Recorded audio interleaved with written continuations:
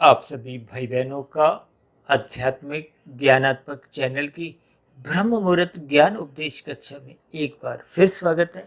आज की चर्चा का विषय है जीत किसकी। देखिए, यहाँ तक हमने सभी शब्द सफेद रंग से दर्शाए हैं और दो प्रश्न चिन्ह भी सफेद रंग से दर्शाए हैं, लेकिन नीचे ही हमने देखिए दो शब्द लिखे हैं, मन या बुद्धि। देखिए, बुद्धि को तो हमने सफेद रंग से ही दर्शाया है, लेकिन ये मन है, ये इस शब्द को हमने रंगीन रंग से दर्शाया है। ये वर्तमान में जो एक कलयुग की स्थितियां आपके हमारे जीवन में बनी हुई हैं। देखिए, कलयुग की स्थितियां बनी हुई का अभिप्राय बाहरी तल पे तो देखिए कलयुग ही चल रहा है। उस कलयुग को तो हम सतयुग बना नहीं सकते, क्योंकि वो तो प्रकृति के गुणों के प्रभाव से जो जो स्थितियां बनती हैं। देखिए, इस कलयुग से पूर्व द्वापर युग था। अब द्वापर युग से पहले त्रेता युग था, जिसमें देखिए राम अवतार जी के प्रकरण की विभिन्न स्थितियां हम सभी भाई बहन जानते ही हैं। और द्वापर युग में देखिए ये जो कौरवों पांडवों की स्थिति, यानी कि भगवान श्री कृष्ण जी के गीता उपदेश से संबंधित हम सभी बातें जानते हैं। और वर्तमान समय देखिए कल युग की स्थितियां चल रही हैं। और उस राम राज्य से पहले कहो, त्रेता युग से पहले सतयुग की स्थितियां थी। और सतयुग तो देखिए इस प्रकृति का एक शुद्धतम स्थिति होती है। शास्त्रों में कहा गया है ये कलयुग की आयु 4,32,000 वर्ष है।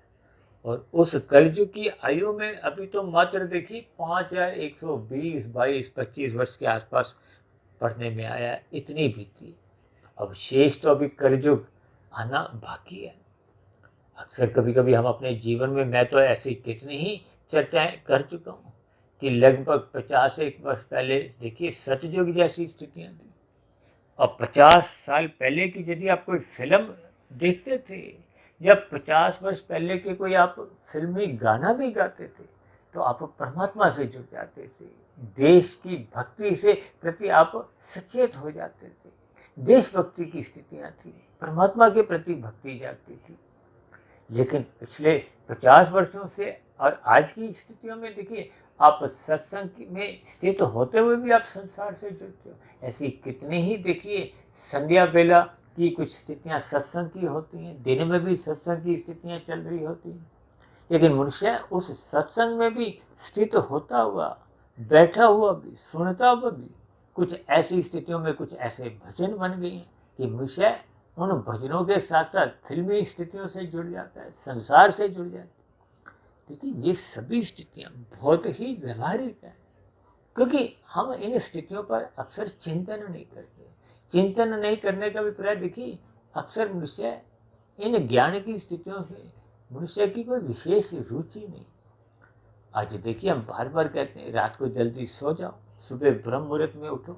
और मैं तो परमात्मा के आशीर्वाद से पिछले लगभग 22-25 वर्षों से ही 1, 1:30, 2 बजे तक उठने का अपना एक संस्कार बन गया है। जब परमात्मा ने बना दिया है, कुछ ऐसी परिस्थितियां बन गई कि वो संस्कार बन गया, स्वभाव बन गया। हालांकि कुछ विशेष परिस्थितियों में आप कभी कभी कुछ ऐसी स्थितियां होती हैं कि हम रात को घर पे 12, 12:30, 1 बजे लौट के आए हैं। तब ऐसी स्थितियों में देखिए 3-4 बजे का कुछ अलार्म लगा के भी अपने आप को उठाना होता है। ये सभी स्थितियों को आपको हमें ज्ञानपूर्वक समझना चाहिए। इसीलिए हमने कुछ दिन पहले देखिए एक अलार्म के ऊपर 3 बजे की स्थिति का एक विशेष महत्व समझाया था। इन सभी स्थितियों में आपका मन सत्वगुण बढ़ता है। देखिए, ये स्थितियों को आपको हमें ज्ञानपूर्वक समझना होगा।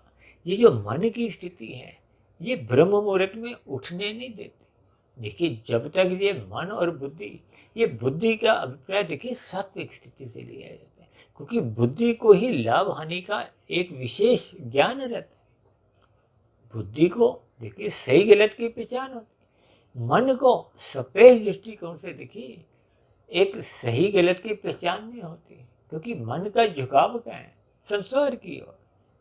देखिए, शास्त्रों में स्पष्ट शब्दों में सब बातें लिखी गई हैं, बताई गई हैं, लेकिन मनुष्य उन शास्त्रों की बातों को उतना महत्व नहीं देता। महत्व तब तक नहीं देता जब तक उसको संसार अच्छा लगता है। जबकि शास्त्र तो पहले ही बता देते हैं ये संसार कब कब अच्छा लगेगा, कब कब बुरा लगेगा, उसके बाद ये स्थितियाँ होंगी, ये जीवन की समस्याएं आएंगी, उन समस्याओं का ये समाधान है। ये शास्त्र आपके हमारे जीवन की देखिए कुंजी है, ये मार्गदर्शक है। अब संसार में तो देखिए हम और आप जब गाड़ी चलाते हैं, अक्सर आपने देखा होगा ना कि विशेष रूप से देखिए युवा वर्ग के लोग तो जीपीएस ऑन कर लेते हैं। किस लिए ऑन करते हैं? ताकि वो अपनी मंजिल तक एक यातायात में कहीं अटके नहीं, रुके नहीं, और वो अपनी मंजिल पर जल्द से जल्द पहुंच जाए। जबकि दूसरी ओर एक साधारण मनुष्य अपने बुद्धि रूपी बल्ब जलाता नहीं है, शास्त्रों को पढ़ता नहीं, फलस्वरूप उसके जीवन में अंधकार में स्थितियां सहज ही बनी रहती। यानी बुद्धि को संसार में लगाते हैं ताकि हम अधिक धन कमाएं, और भोगों में मन को ऑन रखते हैं, क्योंकि ये मन देखिए विषय भोगों की गलियों में ये सहज ही इसका रुझान बना रहता है, एक झुकाव बना रहता है। ये एक बहुत ही व्यवहारिक स्थिति है, इस स्थिति को हम झुठला नहीं सकते। इसलिए तो शास्त्रों ने पहले से ही कहा है ये मन ही बंधन का कारण है, मन ही मोक्ष का कारण है।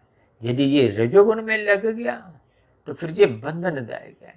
बंधनदायक तो यहाँ तक भी है कि मनुष्य रजोगुण स्थितियों को, पांच भोग्य विषयों को भोगते भोगते कब तमोगुण में भी गिरने लगता है, तो मनुष्य तमोगुण में गिरने पे भी अपने आप को कोई लज्जित महसूस नहीं करता। आज संसार में लोगों के विषय भोग, ये जो 24/7 की स्थितियां जो बनी हुई हैं या मन ने बना ली है, क्योंकि मन रजता नहीं है।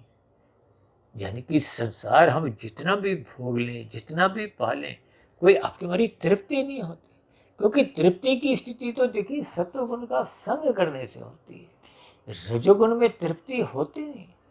अक्सर हम कहते हैं ना, रजोगुणी मनुष्य रुकता नहीं है, थकता नहीं है, भागता रहता। ये जो दिन में जो आप देखोगे ना, राशि मनुष्य 2 के 4 बनाते हैं, 4 के फिर 40 बनाते हैं, वो रुकते नहीं, फिर 40 के 4000 बनाते हैं, तब भी रुकते नहीं, फिर वो 4 लाख बनाते हैं, तब भी रुकते नहीं, करोड़ अरब खरब। देखिए आज संसार में मनुष्य अधिक से अधिक संसारी सुखों को भोगना चाहता है। देखिए कोई नोट या धन अपने आप में कोई खाने की चीज नहीं कि जिसको हम कोई नाश्ते में देखिए आज हम 500 के 2-2 हज़ार के कोई नोट खाते हैं। अब तो देखिए 2 हज़ार का नोट भी बंद हो गया। देखिए ये सभी स्थितियों के आपको हमें ज्ञानपूर्वक इनके अर्थों को समझना होता है। अक्सर मैं बार बार देखिए शब्दों के अर्थ पे तो जोर देता ही हूँ, लेकिन अर्थों के साथ साथ उस स्थिति विशेष में, क्योंकि शब्द जिस उद्देश्य से कहा जाता है, कभी कभी उसके अर्थ के साथ साथ भावार्थ को समझना आवश्यक हो जाता है।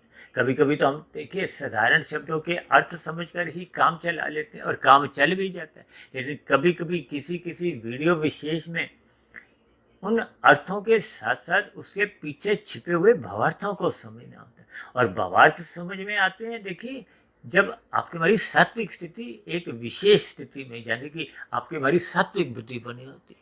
देखिए बुद्धि को ही समझ है सही गलत की, हम बार बार कहते रहते हैं।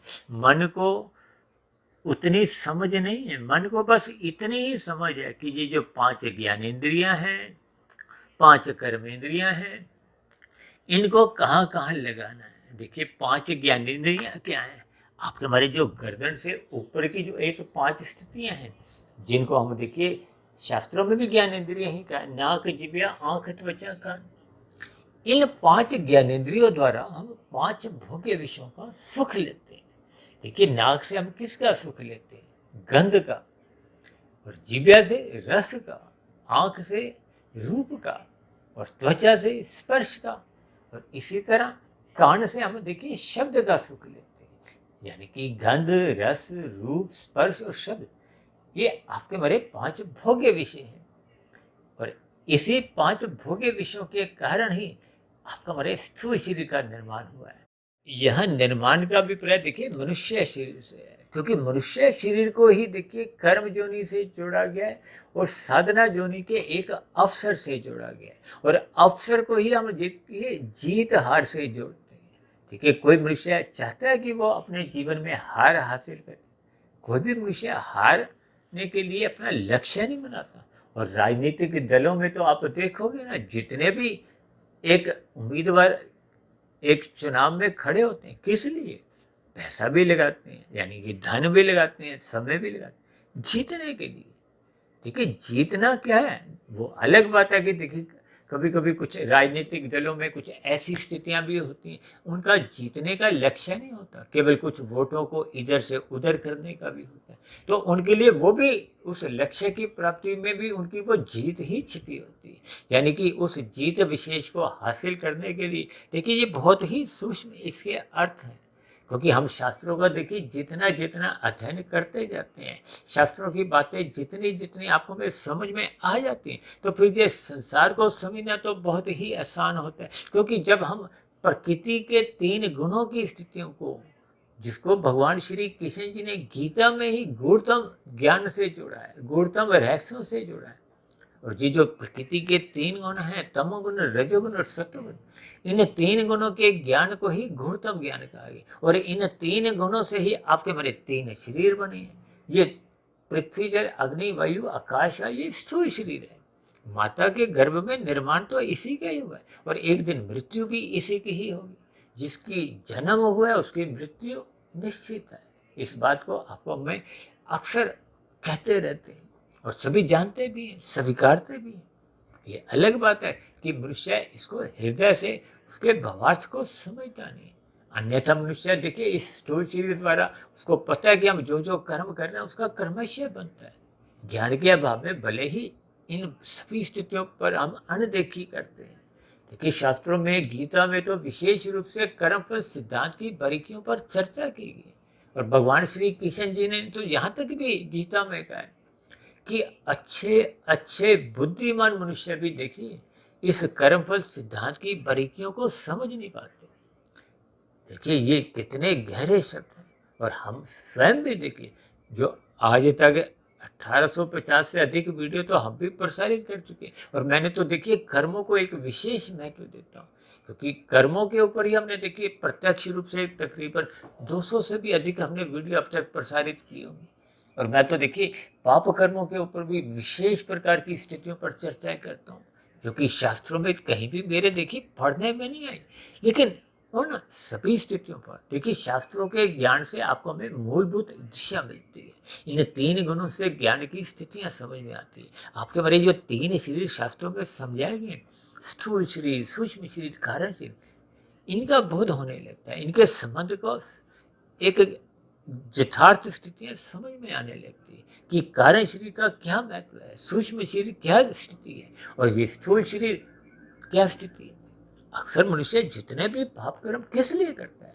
सूक्ष्म शरीर के लिए नहीं करता, और अपने कारण शरीर के लिए तो बिल्कुल भी नहीं करता। देखिए, एक साधारण मनुष्य को विशेष रूप से देखिए जो पाप कर्मी है, जो मनुष्य अपनी दिनचर्या में पाप कर्म बहुत ही हल्के में लेता है, करता ही रहता है, यानी कि कुछ ऐसे तामसिक स्वभाव के मनुष्य जिनसे पाप कर्म सहज ही होना उनका एक स्वभाव बन गया।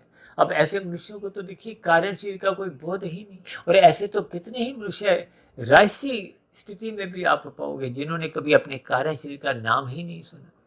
देखिए, कारण शरीर की स्थितियों का आपका में विशेष ज्ञान गीता को पढ़ने से, शास्त्रों को पढ़ने से, ब्रह्म मुहूर्त में उठने से, शास्त्रों को एक विधि पूर्वक क्रमबद्ध तरीके से निरंतर शोध करते रहने से इन सभी स्थितियों का बोध होने लगता है। इसीलिए तो भगवान श्री कृष्ण जी ने कहा कि प्रकृति के इन 3 गुणों के खेल को समझो, इनसे जुड़ो नहीं। जुड़ने का भी पड़ा है, सकाम भाव से फल पाने की इच्छा से मत जुड़ो, निष्काम भाव से अपने कर्तव्य कर्मों को पूरा करो। और आज मनुष्य देखिए अपने कर्तव्य कर्मों के प्रति मुंह फेरे हुए, ज्ञान के प्रति अपनी विमुखता बना चुका है। तो फिर ऐसी स्थितियों में उसकी दिनचर्या में देखिए सकाम भाव से ही एक साधारण राजसी कर्म होते हैं या फिर तामसी कर्म होते हैं, या कहीं कहीं कुछ आप देखोगे कि सात्विक स्थितियों में परोपकार के कार्य पुण्य कर्म भी होते हैं। देखिए, इन 3 गुणों की स्थितियों के खेल को जब तक हम कर्मबद्ध तरीके से समझते नहीं, हम तो देखिए शाम की जो संध्या बेला ज्ञान कक्षा जो साधारणतः देखिए भौतिक विषयों को लेकर होती है, वो अलग बात है कि उन भौतिक विषयों के द्वारा ही मेरी इच्छा होती है कि आपको शास्त्रों की सैद्धांतिक बातें समझ में आ जाए। इसलिए तो हम देखिए तीन गुणों की चर्चाओं में हम शाम को जितने भी भौतिक विषय लेते हैं, उन भौतिक विषयों के अंतर्गत जो हम वीडियो के नाम रखते हैं, उसमें भी हम तीन स्थितियां ढूंढते हैं। तीन स्थितियां जो संभावित हम ढूंढते हैं, उसमें तीन गुणों की, एक रंगों को भी हम दर्शाते हैं। देखिए, काले रंग को हम तमोगुण से इसलिए दर्शाते हैं क्योंकि वो एक निंदा की स्थिति है। जैसे अब रामलीला के दिन आने जा रहे हैं। देखिए, रामलीला के दिनों में क्या होता है, रावण की सेना के काले वस्त्र पहनाए जाते हैं। ये काले वस्त्र आसुरी प्रवृत्ति है, काला रंग ये बुराई का प्रतीक है, अज्ञानता की स्थिति है। जबकि सात्विक स्थितियों को, ज्ञान की स्थितियों से हम सफ़ेद रंग से जोड़ते हैं। देखिए, सफ़ेद रंग का अभिप्राय, जैसे आप शाम को जैसे ही अंधकार होता है, देखिए सूर्य जब अस्त होता है, वैसे तो सूर्य अस्त होते ही नहीं, लेकिन कुछ भौगोलिक स्थितियाँ कुछ ऐसी है, पृथ्वी गोल है। अब सूर्य अस्त होता हुआ जब दिखाई देता है तो आपके हमारे घरों में अंधकार होता है। अंधकार होने पे हम सर्वप्रथम क्या करते हैं, सबसे पहले हम देखिए बल्ब ट्यूब जलाते हैं। अब बल्ब की ट्यूब की रोशनी क्या है, सफ़ेद रंग की। उस सफ़ेदी में ही आपको हमें रखी हुई वस्तुएं नजर आती हैं। यदि हम प्रकाश नहीं करते तो आपकी हमारी आंखें जितनी भी बढ़िया से बढ़िया हो, वो स्वस्थ हो, आपको हमें दिखाई नहीं देती। इसका अभिप्राय क्या है कि जब तक हम अपनी बुद्धि को ऑन नहीं रखते, बुद्धि के प्रकाश को अधिक तीव्र गति से नहीं चलाते, यानी कि बुद्धि के जो एक बल्ब है उसको अधिक वाट का बनाना होगा। देखिए, कोई बल्ब 3 वाट का है, कोई 5 वाट का, कोई 7 वाट का, तो कोई 9 वाट का, कोई 12 वाट का।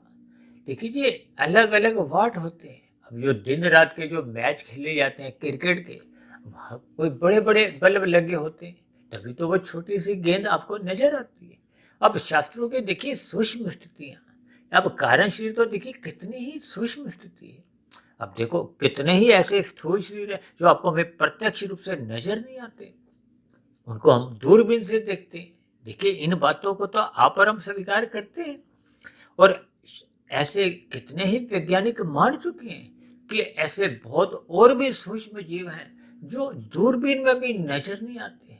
अब देखो, उनके स्थूल शरीर ही जब आपको दूरबीन से नजर नहीं आती, तो फिर उस स्थूल शरीर के भीतर एक सूक्ष्म शरीर है, उसके भीतर एक कारण शरीर है, उसके भीतर एक आत्मा है, आत्मा के भीतर परमात्मा है। अब इन स्थितियों पर मनुष्य देखिए, शब्द सुनने से, मैं तो बोलने से ही चकरा जाता हूँ।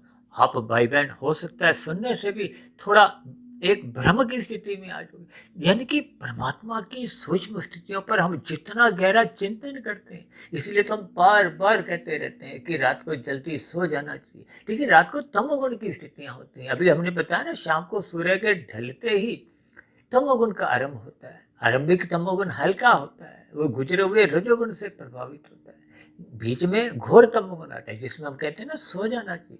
उसके बाद तमोगुण कमजोर होने लगता है। किससे? आने वाले सत्वगुण से। सत्वगुण का अभिप्राय ज्ञान से है। और ये जो हम बार बार कहते रहते हैं, ब्रह्म मुहूर्त में उठो, ब्रह्म मुहूर्त में उठो, और हम तो देखिए प्रतिदिन अपनी वीडियो ही ब्रह्म मुहूर्त में बनाते। तकनीकी रूप से हम बार बार कहते हैं ये 2 घंटे 40 मिनट की स्थिति है, जबकि शास्त्रों में तो देखिए मेरे 2 घंटे 40 मिनट की स्थिति भी आज तक पढ़ने में नहीं आई। ये तो मैंने अपने ही एक गणना के आधार, तर्क बुद्धि के आधार पर देखिए 24 घंटे होते हैं। अब शास्त्रों में कहा गया कि ये तीनों गुण नित्य बने रहते हैं। एक गुण प्रधान होता है, दूसरा गुण, तीसरा अति गुण। बस इस गुणाभाग में शोध करते करते ये देखिए सूत्र हाथ में लग गया। ये देखिए 24 घंटे के 3 गुण, 8-8 घंटे। फिर इन 3 गुणों में देखिए एक गुण प्रधान, दूसरा गुण, तीसरा अति गुण। यानी कि एक गुण की फिर 3 स्थितियां। एक हमने वीडियो बनाया था ना, 3 गुणों की 9 स्थितियां, वो भी 1 सवा 1.5 घंटे का वीडियो था। उसमें हमने विस्तार से इन सभी स्थितियों पर प्रकाश डाला था। यानी कि ये जो 2 घंटे 40 मिनट की स्थिति, ये सूर्य निकलने से पूर्व की देखिए एक शुद्ध सत्वगुण की स्थिति। उसी को ही शास्त्रों में देखिए ब्रह्म मुहूर्त कहा गया। ब्रह्म शब्द परमात्मा के लिए आता है, और मुहूर्त का अभिप्राय देखिए समय से लिया जाता है, क्योंकि सत्वगुण अन्य गुणों की तुलना में, यानी कि तमोगुण से अच्छा गुण रजोगुण है, रजोगुण से अच्छा गुण सत्वगुण है। ऐसा शास्त्रों में कहा गया कि तमोगुण से 10 गुना अच्छा रजोगुण है, रजोगुण से 10 गुना अच्छा सत्वगुण। इसी बात को ही मैंने एक सूत्र बनाते हुए, अभी कुछ दिन पहले हमने एक वीडियो बनाई थी ना, 1 से 10 की ओर चलो, 10 से 100 की ओर, 100 से 1000 की ओर। 1000 को हमने देखिए परमात्मा से जोड़ दिया। अब यहाँ 1000 को परमात्मा से जोड़ने का अभिप्राय देखिए भावार्थ रूप में समझना होता है। देखिए ये सूत्र तब बना था जब ये 1000 का नोट देखिए प्रचलन में था, और अभी ये 2000 का नोट नहीं आया था। अब तो देखिए 2000 का नोट भी नहीं, लेकिन सूत्र तो अपनी जगह वो एक सिद्धांत रूप में है। देखिए जैसे सिद्धांत का मतलब क्या, उसका कभी खंडन नहीं होता। हालांकि मैं अपने इन शब्दों को देखिए सिद्धांत ना कह के एक साधारण सूत्र कहता हूँ, या महासूत्र भी आप कह सकते हो, क्योंकि ये सभी स्थितियां देखिए आपको में गुणों का, प्रकृति के 3 गुणों का ज्ञान करवाती हैं। देखिए आत्मा एक ज्ञान स्वरूप सत्ता है, चेतन सत्ता है, और ये जो गुणों का खेल है, देखिए ये तमोगुण, रजोगुण और सतोगुण, ये नित्य है लेकिन जड़ कहीं नहीं है। जबकि साधारण शब्दों में तो हम यहाँ तक कहते हैं ना, प्रकृति परिवर्तनशील है, हर क्षण इसमें परिवर्तन होता है, ये मोटे शब्दों में कह दिया जाता है। जबकि प्रकृति तो जड़ है, जड़ में कभी अपने आप परिवर्तन नहीं होता। अब आपके हमारे घर में देखिए कुर्सी भेज रखे हैं, वो भी जड़ है, वो जहाँ रखोगे वो अपने आप चलने नहीं लगते। आपको हमें कुर्सी यहाँ से वहां ले जानी तो हम उठा के ले जाते हैं, उठाता कौन है, चेतन शक्ति। यानी कि इन गुणों में हलचल कौन लाता है, इनको क्रियाशील कौन करता है, आप और हम आत्मा के रूप में नहीं करते। देखिए आत्मा तो अनंत है, भले ही निश्चित है, क्योंकि जन्म मरण से रहित है। ये परमात्मा की देखिए एक सत्ता है, ब्रह्म शक्ति। ब्रह्म शक्ति को निर्गुण निराकार कहा गया है, वे एक सर्वव्यापी सत्ता है। अब वो सर्वव्यापी सत्ता प्रकृति में व्याप्त रहती है, सदा व्याप्त रहती है। यानी कि फिर जो प्रकृति आपको में परिवर्तनशील लगती है, उसमें क्रियाएं होती इन्हीं गुणों के कारण। तमोगुण को देखिए एक निंदा रूप में इसलिए कहा जाता है क्योंकि शास्त्रों में कर्मफल सिद्धांत की स्थितियां समझाएगी। शास्त्र समझाते हैं ये करो, ये मत करो। अब मन इस बात को स्वीकारता नहीं है, मन अपनी मनमर्जी चलाता। अभी कुछ दिन पहले हमने एक वीडियो बनाया था ना, मन पसंद मेरी मर्जी। कई स्थितियां ये ऐसी आपके हमारे जीवन में बनती हैं, ये मन ही बंधन का कारण है। यानी कि मन राशि स्थितियां में सदा ही अपने आप को सक्रिय रखता है। ये 5 भोग्य विषय के गंध, रस, रूप, स्पर्श और शब्द, और ये जो आपकी हमारी जो 5 ज्ञानेंद्रियां हैं जिसका भी मैंने जिक्र किया था, नाक, जीभा, आंख, त्वचा और कान, इन्हीं 5 ज्ञानेंद्रियों द्वारा हम 5 भोग्य विषयों के सुख भोगते हैं। और ये जो 5 कर्मेंद्रियां के हमारे हाथ पैर वाणी लिंग गुद है, इनसे हम फिर नए नए जो काम करते हैं, क्रिया करते हैं, चाहे देखिए छल कपट, ठगी, हेरा फेरी जैसे अनीतिगत कार्य भी करते हैं। इसीलिए तो शास्त्रों में देखिए वो निषेध कर्म बताए गए, मना किया गया, ये पाप कर्म है, मत करो। इसलिए तो धर्म को प्रथम स्थान पे रखा गया। धर्म का अभिप्राय ज्ञान से है, सत्वगुण से है। यानी कि आपको में गलत चीज से बचना है, निषेध कर्मों से बचना है।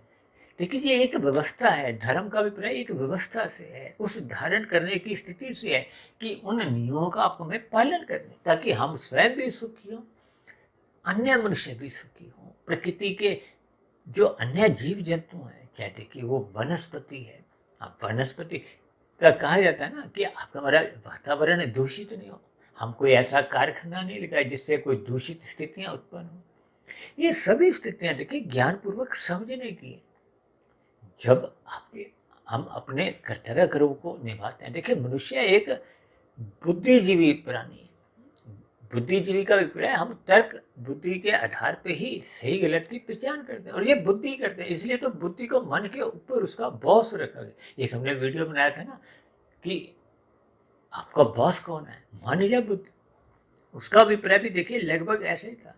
देखिए अगर आपको हमें जीतना है तो मन के ऊपर रहकर हम जीत हासिल नहीं कर सकते, क्योंकि मन विषय है। इसलिए तो हमने रंगीन रंग से दर्शाया, और बुद्धि को हमने सफेद रंग से दिखाया। अब सफेद की मैचिंग किससे है, देखिए ऊपर शब्द क्या लिखा है, जीत। जीत को हमने सफेद रंग से दर्शाया, किसकी, 2 प्रश्न चिन्ह भी सफेद रंग से दर्शाए।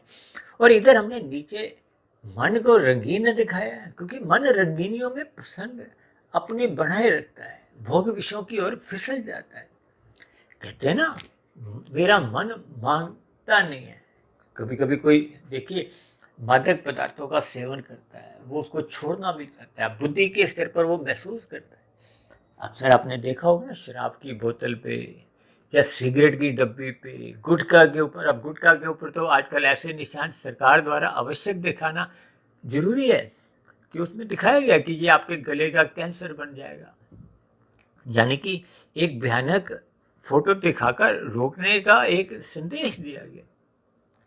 लेकिन फिर भी मनुष्य मन की सुनता है। फिर भी आप देखोगे ना, दिन भर कितने ही लोग गुटखा तंबाकू मुंह में रखते हुए अचेत स्थितियों में, मस्ती की स्थितियों में रहते हैं। अब उस मस्ती को ही लोग सुखों से जोड़ देते हैं, जबकि वो तो देखिए अज्ञानता की स्थिति है। ये आपका हमारा जीवन छोटा करते हैं, आपकी हमारी सांसें तेज गति से चलती हैं। अब मनुष्य अनीतिगत कार्य जब भी छल कपट ठगी हेरा फेरी करता है, किस लिए? विषय भोगों को पाने के लिए छोटे रास्तों का उपयोग करता है। यानी कि हम कर्म तो करते नहीं और फलों को खाना चाहते हैं। फलों को खाने के लिए फिर हम छीना झपटी करते हैं, दूसरों के हकों को चुराते हैं। ये जो मनुष्य लाल बत्ती पार करता है, किस लिए? वो अपने आप को रोक नहीं पाता, उसको वहाँ लाल बत्ती पे रुकना कष्टदायक लगता है और फिर वो इधर उधर से तिकड़म लगाता हुआ भागता है। ये सभी स्थितियां देखिए आपके हमारे व्यवहार की स्थिति है। अब यहाँ अगर चलान नहीं भी कटा तो परमात्मा के यहाँ तो चलान उसी क्षण ही कट जाता है। देखिए ये सभी स्थितियां कर्मफल सिद्धांत पर जब आप एक गहन शोध करोगे तो आप पाओगे। देखिए कुछ दिन पहले हमने इस पर भी कुछ चर्चा की थी कि संसार को मत लूटो, वरना मृत्यु के समय आप खुद वो पाओगे कि हम तो खुद ही लुट गए। देखिए परमात्मा को लूटो, परमात्मा को लूटने का अभिप्राय ब्रह्म मुहूर्त में उठो, क्योंकि परमात्मा स्वयं ही लूटने को तैयार होते हैं, लूटने ही आते हैं। ये ब्रह्म मुहूर्त का समय परमात्मा ने आपके हमारे लिए लूटने के लिए ही बनाया है। ये अनुकूल परिस्थितियां होती हैं। उन परिस्थितियों में देखिए यदि आपके हमारे अंतःकरण में कोई अच्छी स्थितियां नहीं भी है, अंतःकरण दूषित है, दूषित का अभिप्राय तमोगुण की प्रधानता है, रजोगुण गौण स्थिति में, और तमोगुण के साथ साथ रजोगुण तो बने रहते हैं, लेकिन ये सात्विक स्थिति बहुत कमजोर है। फिर भी कुछ ना कुछ मन सत्वगुण में परमात्मा की ओर झुकने लगता है, जुड़ने लगता है, गुरु की बातें कुछ कुछ समझ में आने लगती हैं। और जैसे जैसे ये आपकी हमारी समझ बढ़ती है, अब देखिए नर्सरी कक्षा के बच्चे को कितनी समझ होती है, वो 1 से 10 की गिनती सीखने के लिए पूरा वर्ष लगा देता है। और आप और हम देखिए 1 से 10 क्या 100 1000 लाखों करोड़ों की गिनती कुछ ही मिनटों में कर जाते हैं। तो ये ज्ञान की अलग अलग स्थितियां हैं। यदि आपको में भी अपने जीवन का मैच जीतना है, ये जीत का मतलब यहाँ देखिए मेरा अभिप्राय है कि ये जन्म मरण के बंधन से मुक्ति पाने का है, क्योंकि जन्म मरण की स्थितियां देखिए बंधनदायक हैं, दुखदायी हैं। भगवान श्री कृष्ण जी ने तो बार बार कहा है ये जगत दुखालय है, और मैं तो यहाँ बार बार ये भी कहता हूँ कि यहाँ के जितने भी सुख हैं ये तो मिनटों के हैं, घंटों के हैं, ज़्यादा से ज़्यादा दिनों के हैं, और महीनों के, सालों के, जीवन भर के तो दुख है। इसलिए तो भगवान श्री कृष्ण जी ने इस जगत को दुखालय नाम से संबोधित किया। और मैं कहीं कहीं कुछ वीडियो में ऐसे शब्द भी बोल देता हूँ कि यहाँ देखिए सुख है ही नहीं। बड़े दुखों के बाद जब छोटे दुख आते हैं तो उन छोटे दुखों में भी सुख की अनुभूति होने लगती है।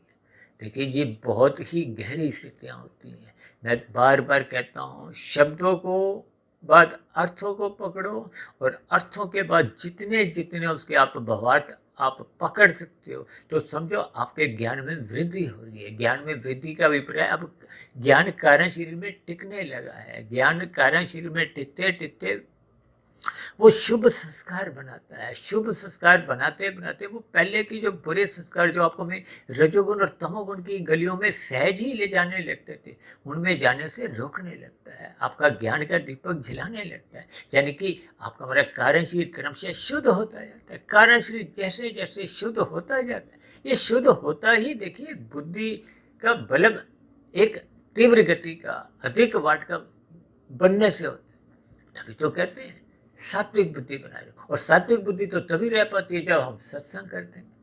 यदि हम सत्संग नहीं करते तो आपकी बड़ी बुद्धि राशि बन जाती है। अब राशि बुद्धि का फिर मन पे नियंत्रण नहीं होता, फिर वो संसार में मन और बुद्धि इकट्ठे मिल जाते हैं, इकट्ठे ही संसार को भोगने लगते हैं। और जब जब मनुष्य की बुद्धि देखी तामसी बन जाती। आज मनुष्य देखिए किसी का मोबाइल छीन के ले जा रहा है। अब कुछ डिजिटल अपराध लोग कर जाते हैं, दूसरे के धन को बैंक में रखे हुए अपने अकाउंट में ले आते हैं। ये सभी स्थितियाँ क्या है, वो बुद्धि का दुरुपयोग है, ये तामसिक बुद्धि है। भले ही कर्मफल सिद्धांत के अनुसार वो जितना भी हम छीना जब्ती करते हैं वो ब्याज समेत आपको हमें लुटानी होती है। ये जो नीचे की 80 लाख प्रकार की जोनियां हैं, इन्होंने भी कुछ ऐसे ही छल कपट अपने मनुष्य जोनि में किए थे। उन्होंने भी इन सात्विक वीडियो को देखिए सुना नहीं था, शास्त्रों को अध्ययन नहीं किया था, गुरु की बातों को सुना नहीं था, परमात्मा की सम्मुखता नहीं बनाई थी, जिसके फलस्वरूप अज्ञानता में आते हुए उन्होंने अल्पकालिक विषय भोगों को अधिक महत्व देते हुए वो तामसी स्थितियों में भी गिर गए थे। इसीलिए शास्त्र कहते हैं यदि आप प्रकृति के भोगों को भोगना ही चाहते हो तो उसके लिए कर्म करो। इसलिए तो कर्म फल सिद्धांत है, कर्म पहले करना होता है, फल बाद में मिलेगा। इसमें भी प्रकृति आपको दंडित नहीं करती कि आपने कर्म किया है तो आपको फल नहीं भोगना। आप गीता का अध्ययन करो, परमात्मा की ओर सम्मुख। प्रकृति आपको हमें बाध्य नहीं करती, लेकिन आपको फल भोगने के लिए उस व्यवस्था के अंतर्गत कर्म करने की स्थितियों का ज्ञान देती है। ये करो, ये मत करो, यानी कि आपने अपने स्थूल शरीर रूपी यंत्र का सही इस्तेमाल करना। ये सरकार द्वारा भी जितने नियम कायदे बने होते हैं ये भी आपके स्थूल शरीर पे लागू होते हैं। मन में यदि आप नहीं भी उनको मानते, स्थूल शरीर के स्तर पर देखिए, हेलमेट नहीं पहनने से आपका हमारा चलान करता है। आपने हेलमेट पहन लिया तो आपका चलान नहीं करता, भले ही आपका मन नहीं भी मानता हो। लेकिन ये सभी स्थितियाँ ज्ञानपूर्वक आपको हमें समझनी होगी। इसलिए तो कहते हैं प्रकृति के भोगों को भोगने के लिए आप कर्म करो धर्मानुसार। प्रकृति आपको में दंड नहीं देती। इसलिए ये रजोगुण की स्थिति है। यदि आप अपने सुख के लिए कार्य करते हैं, परिवार के सुख के लिए, दूसरों को आप दुख भी नहीं देते, सुख भी नहीं देते, ये एक साधारण कर्म है, ये जीरो की स्थिति है। कमाया खाया बराबर। और ये जो हम छीन कर खाते इसकी निंदा है। इसके ऊपर आपके ऊपर पाप कर्म की स्थितियां बनते हुए आपका हमारा कर्माशय बिगड़ता है। फिर कर्माशय बिगड़ते बिगड़ते जब पुण्य कर्मों की न्यूनता रही होती है, पाप कर्मों की अधिकता होती है, तो फिर मनुष्य योनि की प्राप्ति न होकर कर्माशय के अनुसार फिर नीचे की योनि में प्रकृति आपको हमें जन्म लेने को बाध्य करते थे। अब नीचे की योनियों में तो देखिए उन अतिरिक्त पाप कर्मों का एक दुख रूपी परिणाम भुगतना होता है। अब परमात्मा तो परम दयालु है। अब परमात्मा ने उन सभी नीचे की योनियों को अचेत रखा है ताकि उनको पीड़ा ना हो। जैसे डॉक्टर आपके हमारे दांत में कुछ इलाज करता है, सुन्न कर देता है, अचेत कर देता है, ताकि आपको उसकी सुइयों से दर्द नहीं हो। ठीक परमात्मा ने नीचे की योनियों को अचेत किया, आपको हमें नहीं। और हम यदि गुटखा तंबाकू शराब पीते हुए अपने आप को स्वयं अचेत करते हैं तो इसमें प्रकृति परमात्मा की तो कोई गलती नहीं है, वो आपकी हमारी अपनी गलती है। ज्ञान के अभाव में ये हम स्थितियां स्वयं बनाते हैं, यानी कि हम अपने वर्तमान जीवन का जैसा जैसा निर्माण करते हैं फिर वैसा वैसा बड़ा भविष्य बनते हैं। इसलिए तो बार बार कहा जाता है मनुष्य को सत्संग करना अनिवार्य है।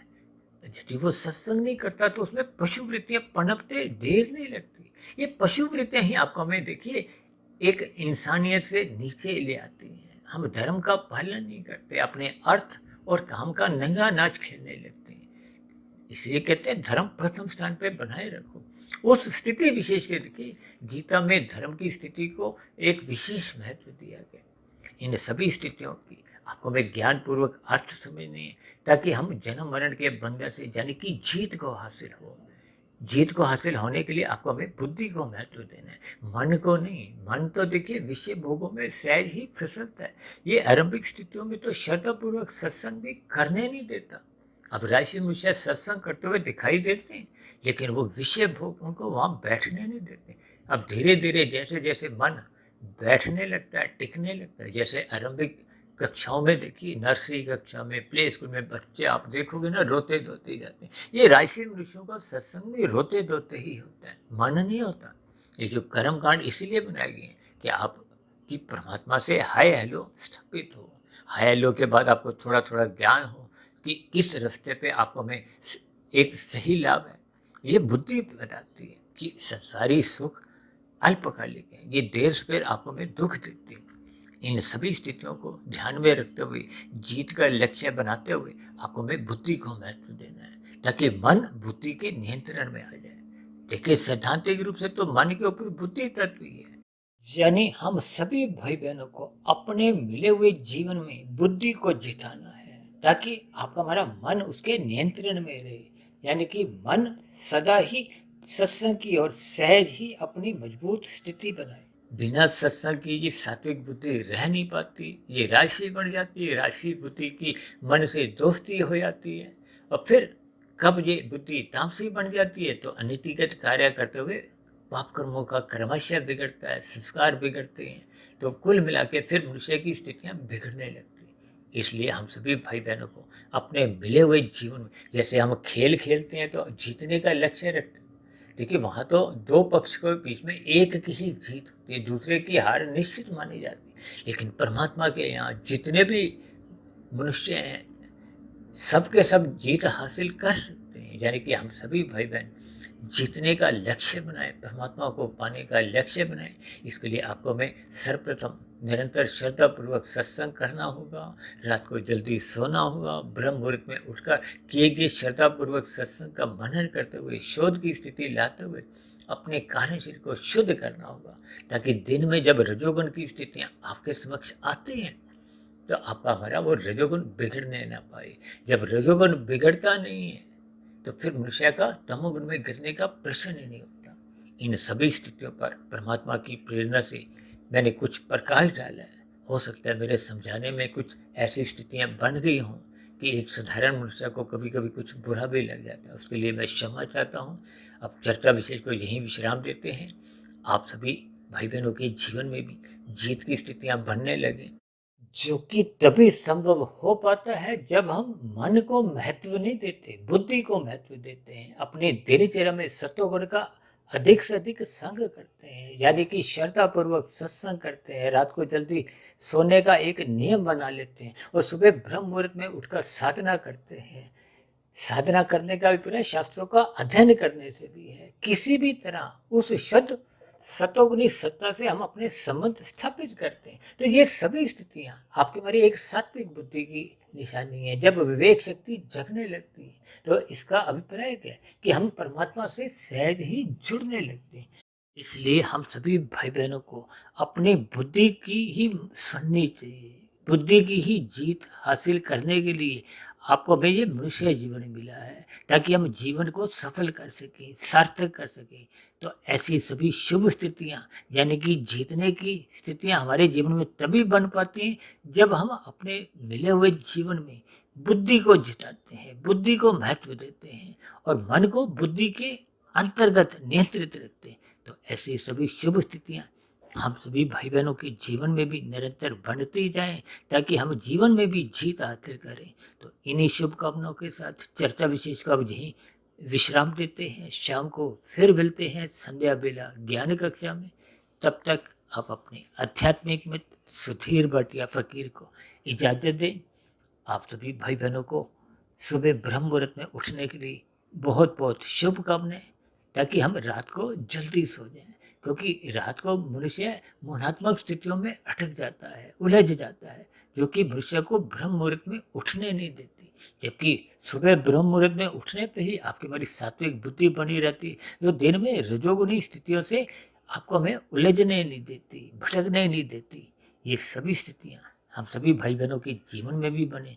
फिर भी चर्चा संबंधित आपके मन में किसी भी प्रकार का कोई प्रश्न उठ रहा हो, कोई मेरी कही गई बातों पे आपको आपत्ति हो, तो नीचे दिए गए कमेंट्स बॉक्स पर आप अपने प्रश्नों को, अपनी आपत्ति या शिकायतों को नीचे दिए गए कमेंट्स बॉक्स पर जाकर लिख सकते हो। और अब क्योंकि हमने देखिए एक प्रश्नोत्तर ज्ञान कक्षा भी बनाना आरंभ किया है, जिसमें आप भाई बहनों के हम छोटे छोटे प्रश्नों के एक लघु उत्तर देने का एक प्रयास करते हैं। वो वीडियो देखिए 2, 2.5, 3 मिनट की ही है, क्योंकि उन 2, 2.5, 3 मिनट की वीडियो में हम उन कठिन शब्दों को भी ले लेते हैं जो अक्सर हम अपनी देखिए ब्रह्म मुहूर्त ज्ञान उपदेश कक्षा में एक नियमित तौर पे बोले देते हैं, जो कि साधारण मनुष्य को कभी कभी आरंभिक स्थितियों में समझ नहीं आते। इसलिए मेरी आप सभी भाई बहनों से विनती है कि आपका किसी भी प्रकार का कोई प्रश्न हो तो इस प्रश्नोत्तर ज्ञान कक्षा में सदा ही स्वागत है। आप चर्चा विशेष को यहीं विश्राम देते हैं। आप सभी भाई बहनों का चर्चा विशेष को ध्यानपूर्वक सुनने के लिए बहुत बहुत धन्यवाद।